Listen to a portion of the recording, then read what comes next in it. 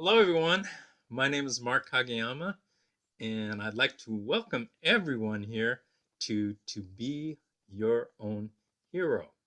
And we're recording this on a beautiful Sunday, and I am so happy to have Alisha Miller-Jones with me today. And what I'd like to do is share some updates with you on my health. And I've been walking every day and walking up and down the hills, meeting new neighbors, as I was telling Alicia. And then I also went to a session with vibration therapy and sound therapy, and so that was really good with Susie and Patricia, and so that has made for a really great day. And I'd like to bring them uh, in for an interview at another time, so look for that down the road. But I am absolutely ecstatic to have just a wonderful person, Alicia Miller-Jones, on with me today, and she's got a just an incredible story that everybody needs to hear. And so at this time, I'd like to introduce Alicia. Alicia, please introduce yourself and tell us a little bit about what you're into. Hi, so I am Alicia Miller-Jones, and I am in Cleveland, Twinsburg, Ohio area. I am the mother of two kids, one of which my daughter happened to have cancer, and I have started a nonprofit in her honor. And that nonprofit is the Courtney Jones Care and Cure Foundation. So that's pretty much what I'm doing these days. I also work in marketing for a global company, but what I do in the cancer community is tied to my personal experience from my daughter's experience and our family's experience, and just trying to pour back out and lift up the other families that have experienced the same type of situation. That and we're gonna get into this whole story because it's definitely worth hearing. And Alicia and I were talking before we started the interview, and it's absolutely amazing how great and good stuff can come out of bad stuff. And so that's what we're going to kind of talk about today is just uh, the tremendous experience this was, and traumatic, but what it's create helped to create. And Yeah. so what I'd like to do right now is, Alicia, if you could share Courtney's story. Tell us about what Oh happened. my gosh. Sheesh, I'm so Tell us what sorry. happened, and Yeah. go ahead. So Courtney passed away in 2018. However, her cancer story begins from 2017, January of 2017. She was diagnosed with cancer, leukemia lymphoma, in January of 2017 after a period of illness, which we all believed was sinus infection and just common cold type of illness. So after a few visits to her pediatrician and um, just the regular therapies that you would receive from a sinus infection, a the doctor that happened to see her happened to be in a substitute for her regular pediatrician. So this pediatrician had not seen her ever before and guided my husband, who had taken Courtney to the doctor that day, and said we needed to go to University Hospital Rainbow Babies and Children's, their main medical campus, right away, like leave the pediatrician's office and go there. So I met my husband and my child at the main hospital campus where they ran a battery of tests. At that time, we still had no idea what they were even looking for, what they were talking about, like what was being examined.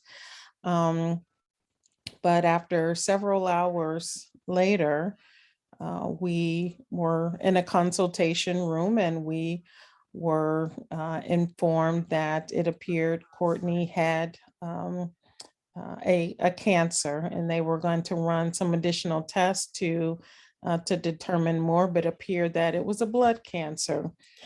Um, I remember that day they did a PET scan to examine just where that cancer had reached in her lymphatic system, and it was in many places under her arms and her groin, so many areas in her neck where we noticed that she had a small bulge in her neck.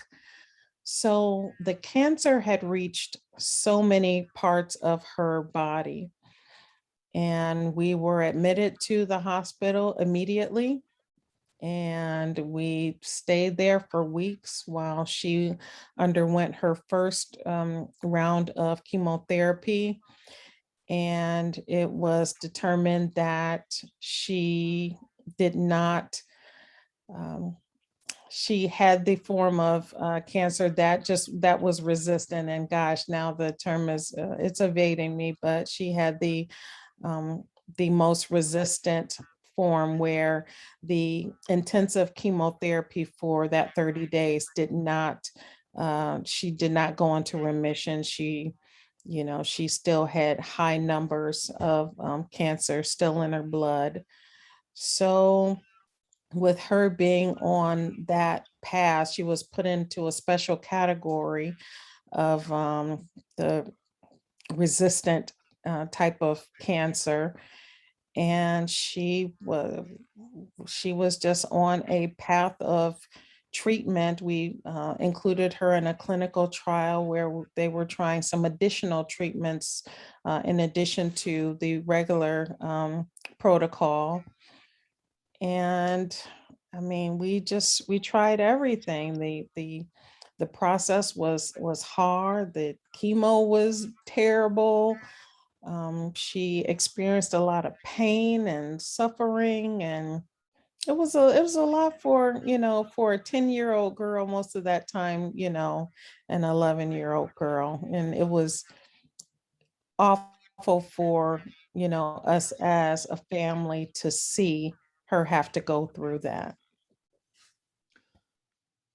How did it affect you personally when you find out that your child has cancer? What was going through your mind? And then also, we could talk about more about her. Yeah. How it affected me. So as a mom, you definitely feel helpless.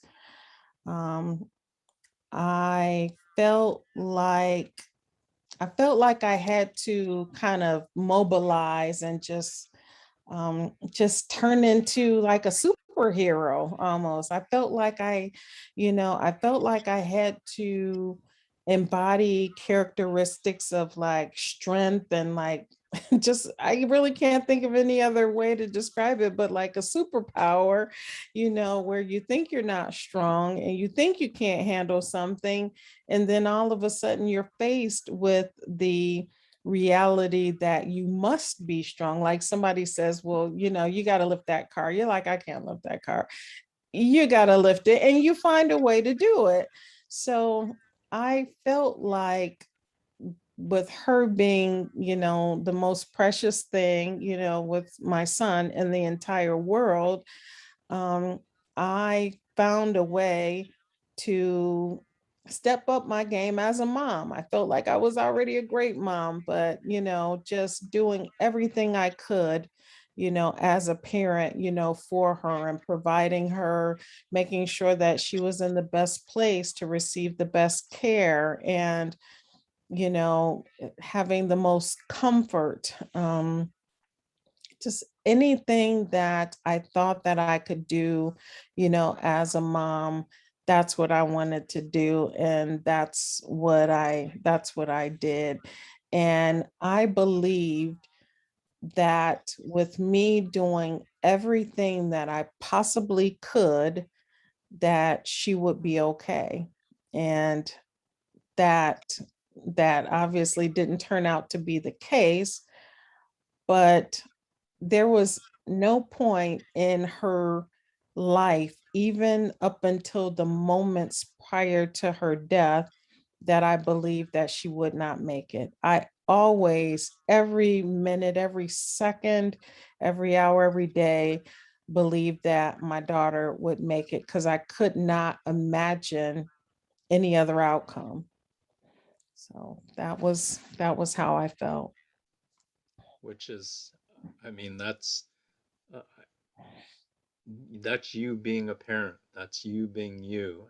And if I had the same situation, I'd do the exact same thing. So Yeah. I salute you, commend you, and uh, totally understand how you felt. Um, Now, can you share with us who was Courtney? Yeah. So I smile when I think about my daughter. When I talk about her, she was like amazing. She was my best friend. She was fun. So as an 11-year-old girl, she was very active. She was a sixth grader. She was very studious. She loved school. She loved being in school with her friends and hanging out. She loved parties and, planning parties. I mean, if there was a family event, a birthday party, she was going to be the party planner. She was, um, she was a girl that was active in dance. She did ballet and she did acrobatics and she did hip hop. She did all types of dance and she enjoyed them all. She did karate. So, I mean, and that, just that alone, a girl that was just as graceful as powerful. She was that. She embodied like all of that. Um, yeah, she ice skated. She was very, very active and she was very strong and brave. I think we were talking at one time that Courtney used to love doing adventurous things. She was a kid that would be the first to jump on the roller coaster or try and climb a mountain or bungee jump. She wanted to do all those exciting, adventurous things, and that was fun to her, and it would be scary to so many other people, myself included. But she was brave to me. And I looked at her before her illness and said, gosh, I mean, you're really a brave and courageous little girl. Like, I'm not that way. How'd you get that way? Like, yeah, so she was just a phenomenal, young person, an inspiration, to me. Yeah, and I'm just so thankful just to have had, the time to be with her. She was a great sister. She has a brother. They're 2 years apart, and his name is Corey. And they were your typical brother and sister. They loved each other hard and they bickered hard. But she was a loving sister. She looked out for her brother. She protected him. When I was mad at him, she'd come to his defense and vice versa, which I loved. So yeah, she was an amazing daughter to my husband Cordell and I.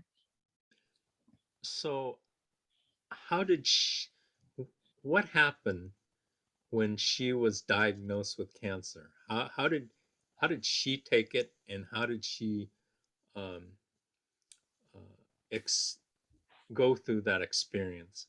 If Yeah. you could share that. So at 10 years old, when she was diagnosed, she was 10 and a half. She was very inquisitive about what it meant. I mean, she was young, so she didn't really understand what cancer meant. And she dived into the process of learning about what cancer was.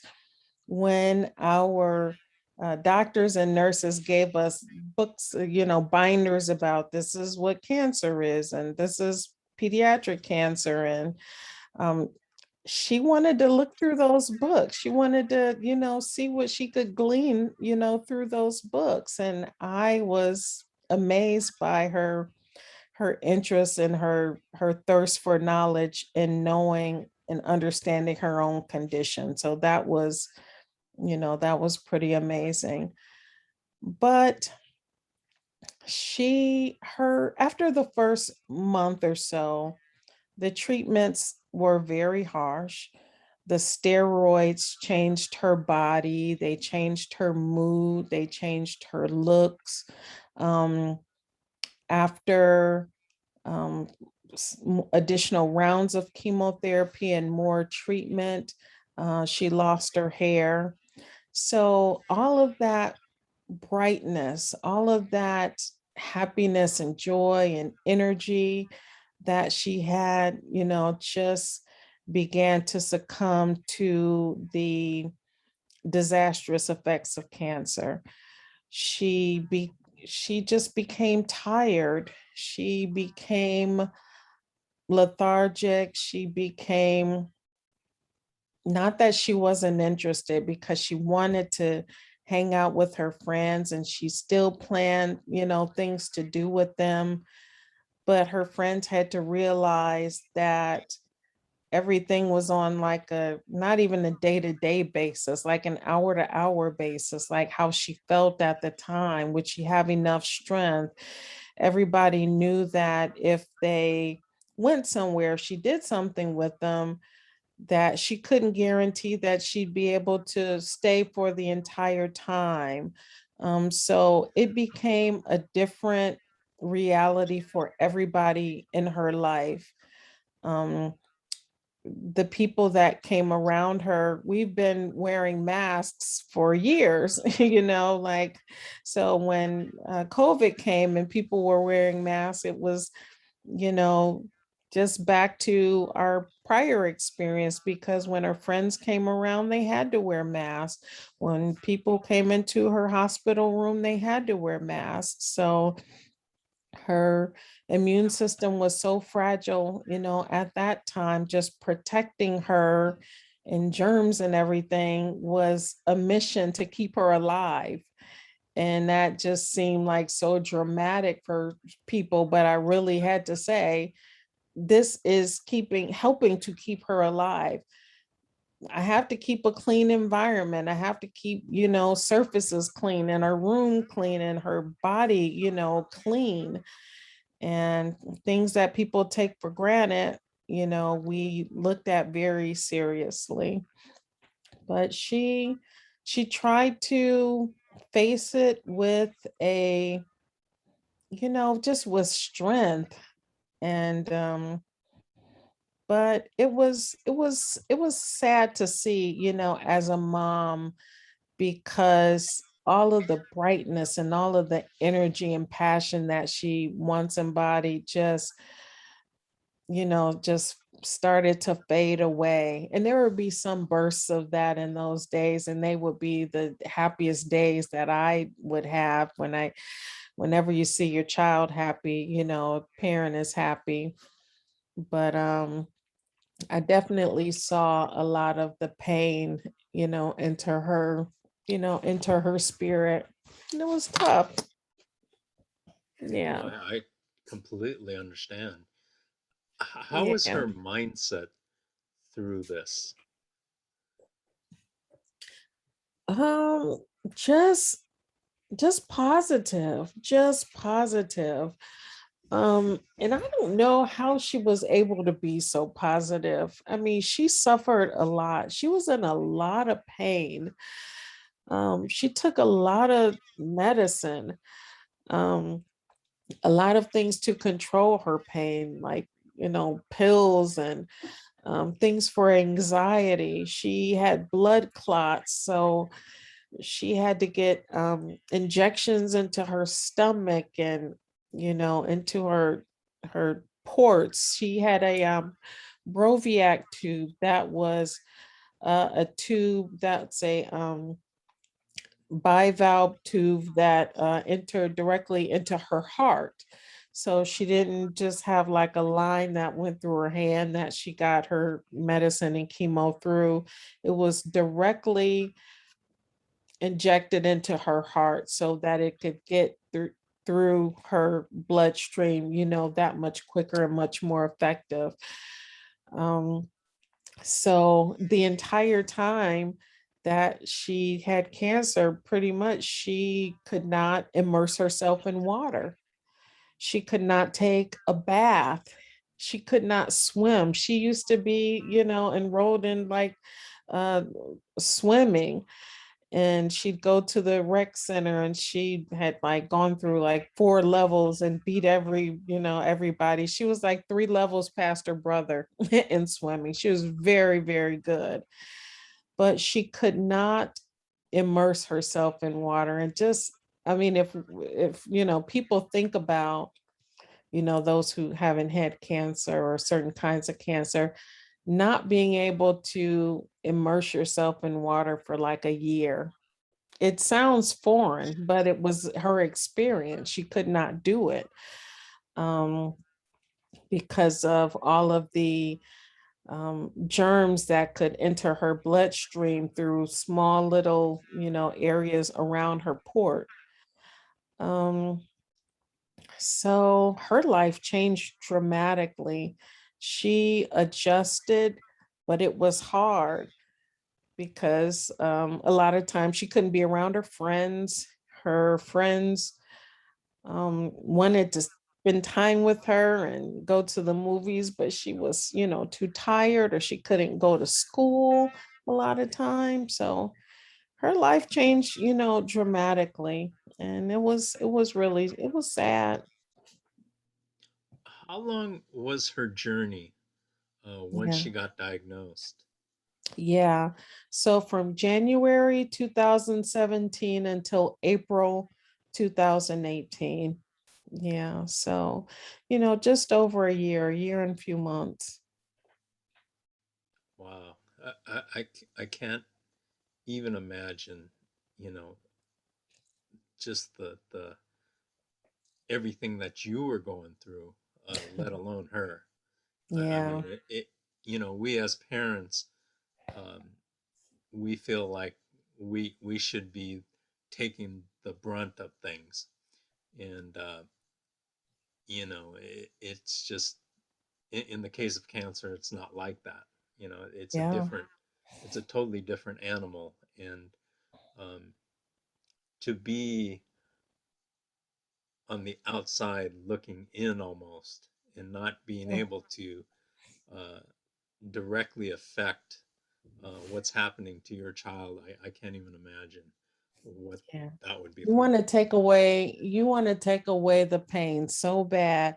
You pray night and day. When they're asleep, you're awake, you're looking at them and looking over them, and and just praying, praying, praying, just waiting for this nightmare to be over. Like you just want the nightmare to be over, for them and for you and for your family. That's really all that we wanted and all that we prayed for. We wanted our life to go back to normal. Um, we, I mean, she was able to at one point get into remission, but um, the chemo and all of the treatment that she received had broken her little body down so much. it just caused too much damage. It was, irreparable. And um, she just she just couldn't overcome it. The types of things that she suffered, the the weight loss, the lack of appetite. She had serious mouth sores that made eating very difficult. So on the roof of her mouth and on her lips, and that the sores went all the way through her um, gastrointestinal like stream, all the way to out the back. It was tough, so eating and releasing was hard and it was painful. um Gosh, losing her hair as a 11 year old girl and having to wear a wig, that was hard. That was hard.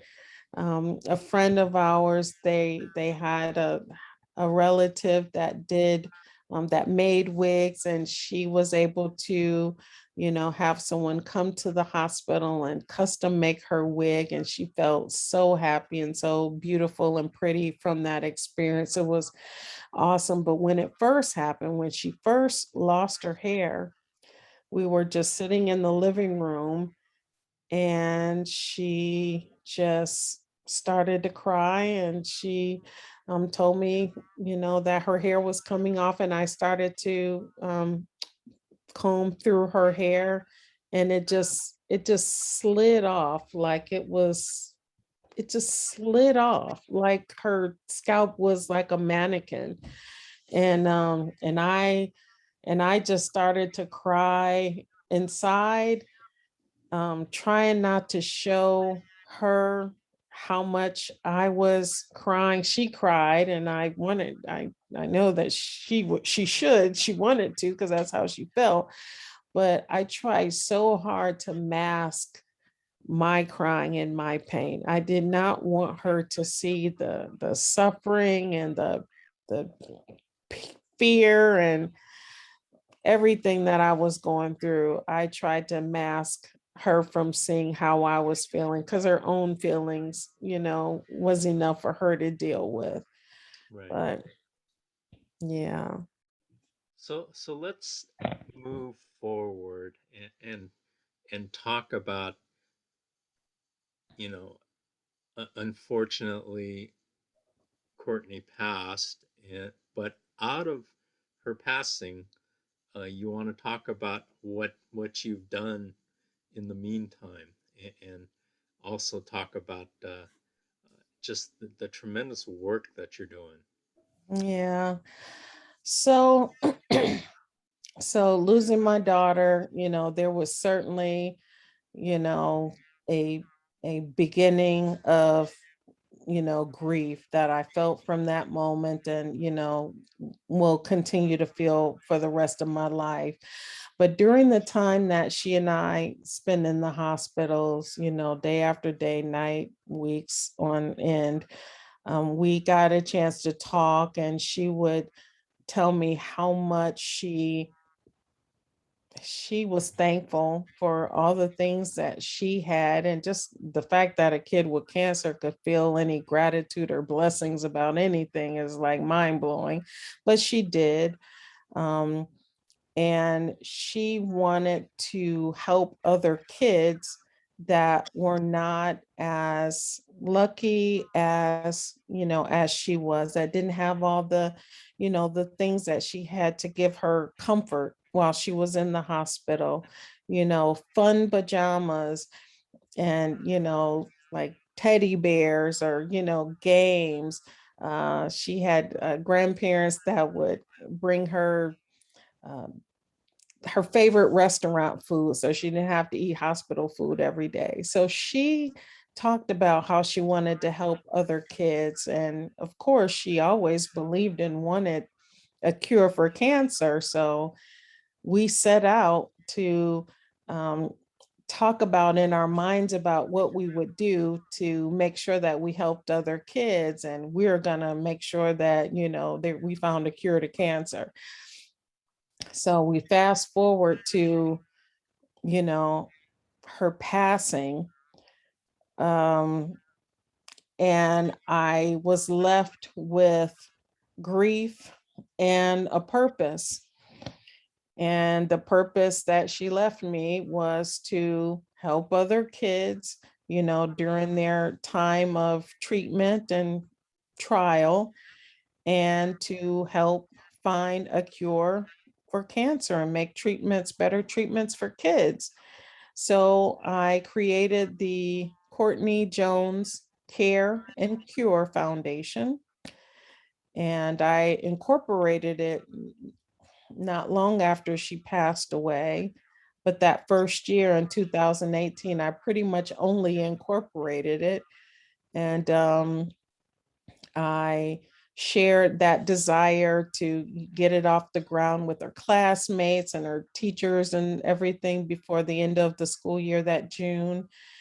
And her classmates, her sixth grade classmates, and her friends, and all the kids in her district, they got together and they fundraised and they helped us fund that organization.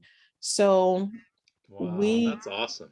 it was so awesome. It was so mind-blowing that kids felt felt that sense of purpose, and that felt that compassion and that love and that desire to help others.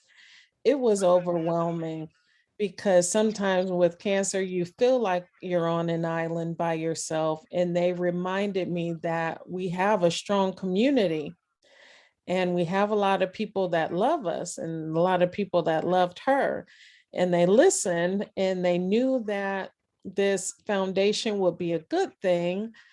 um, and they helped us get it off the ground. They helped us speak it into existence, as we say. So our first monies that we were ever able to, deposit into the organization from anyone was from her classmates in the Twinsburg School District. And from that, we began our gift giving journey and our cancer research funding journey.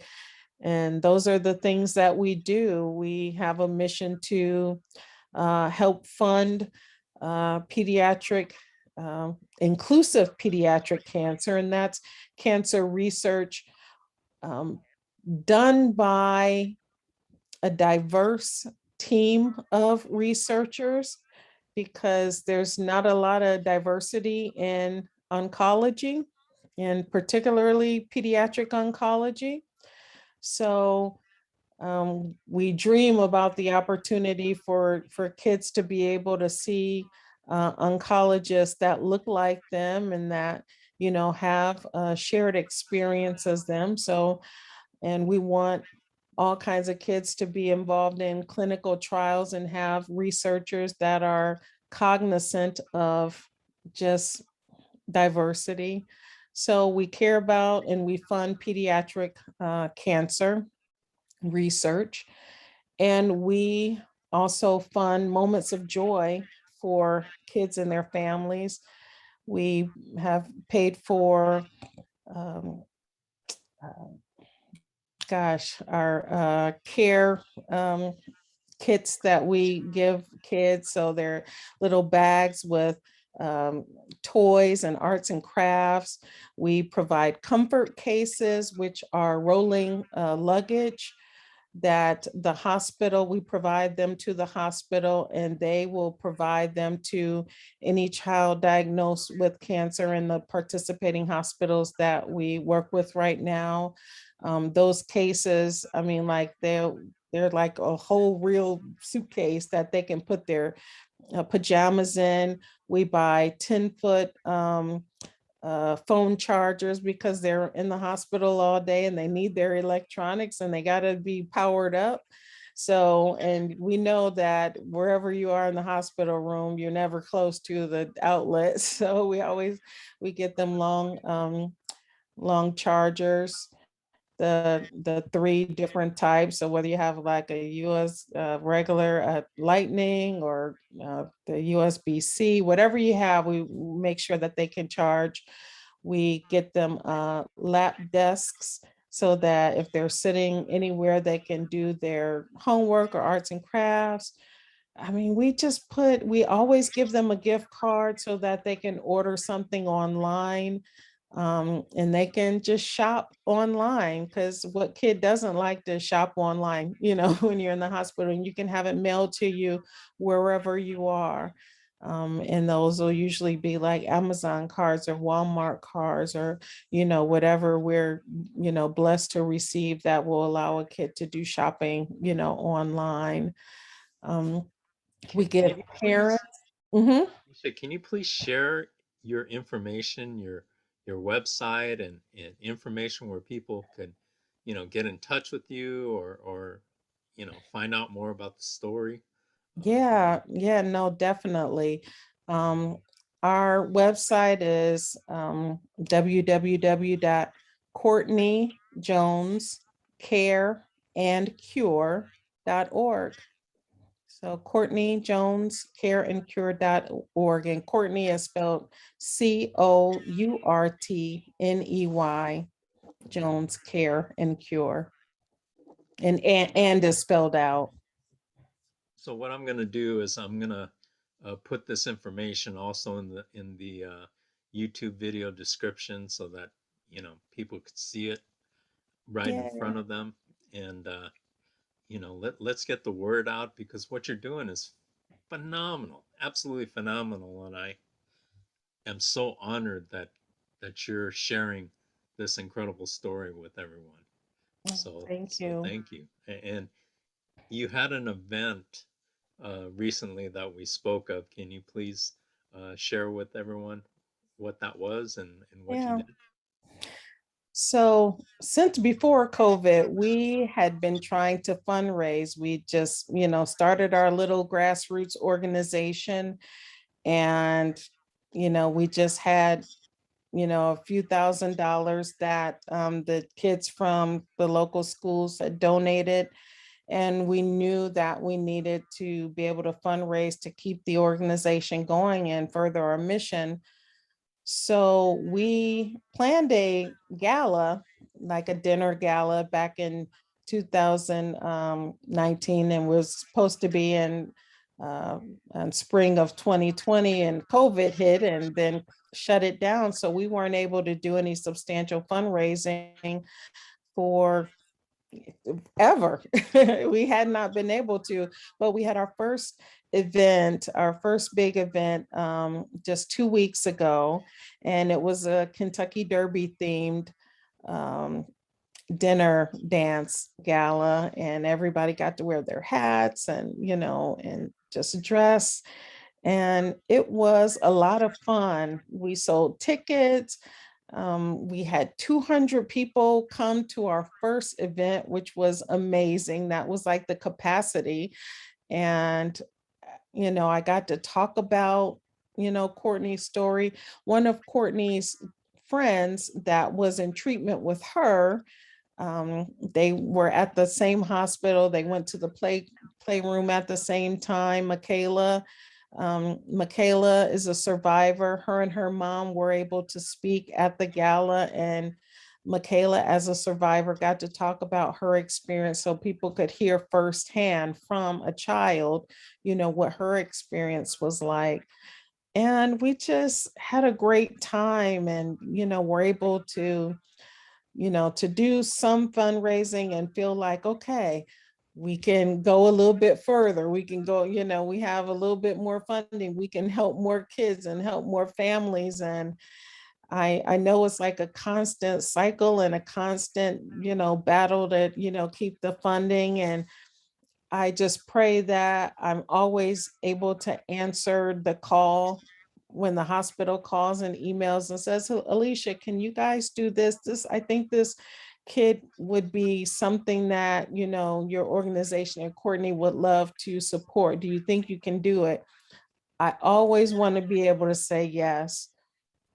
And we've been able to fund some kids' final wishes that had terminal diagnosis, and those are heart wrenching. There's a child on our website that we were able to fund her wish before she passed away. But I know there's a place for small organizations like us. We're not Make a Wish, we're not St. Jude, but we're local, and all a hospital needs to do is like give us a call. Like they can email me, they have my phone number, they know our story. I get out and I share our story so they know it's personal for me and they know it's personal for our team. So we're small and I can be responsive, and they don't have a lot of red tape. They call and they know that we're there. So That is fantastic. Absolutely fantastic. What I'd like to do is I'd like to wrap up this particular session. I definitely would like to bring you back, and so you could share some more great stories about future fundraisers that are success, and future plans. So yeah, thank you so much for your time and for sharing this incredible story about Courtney and what you're doing. So uh, thank you thanks so for much. having me, Mark. I really appreciate it. I'm thankful for having an opportunity to hear your story, and knowing that you sharing your story and giving us the opportunity to share ours is going to make a difference, in the cancer community and the lives of people that are affected. Absolutely. I mean, it's we were talking before the interview about the incredible community that the cancer community is, and so many people out there with unbelievable stories, of stories of triumph, and stories such as yours about bad things that have happened, but then you turn them around and turn it into an amazing, amazing thing. So Yeah. thank you, thank you, thank you for all of your efforts, and for sharing your story. And Okay. so at this time, uh, please remember to subscribe to the channel to be your own hero, make a comment in the comments section, and turn on the notifications. And I really, really, from the bottom of my heart, appreciate everyone who watches the video and who comes back every week. And it just really touches me, and I really, really appreciate that. And so, you know, but be sure, in this world, today's world, it is, there's so many things going on, and there's so many negative things, and it doesn't have to stay that way, because we can come together and help make this world a better place. And that's what I like to do. I know that's what Alisha is definitely doing. She's got a plan in motion, and so yeah, check out her website, and check out the story, because it's definitely worthwhile. So thank you, everyone, and make sure to appreciate your health, appreciate your life, appreciate every single day. Every single day is a blessing, and it's so wonderful. Make sure you take advantage of every hour, every minute, every second, and every breath. And thank you so much, and we shall see you next time on To Be Your Own Hero. Take care, everyone.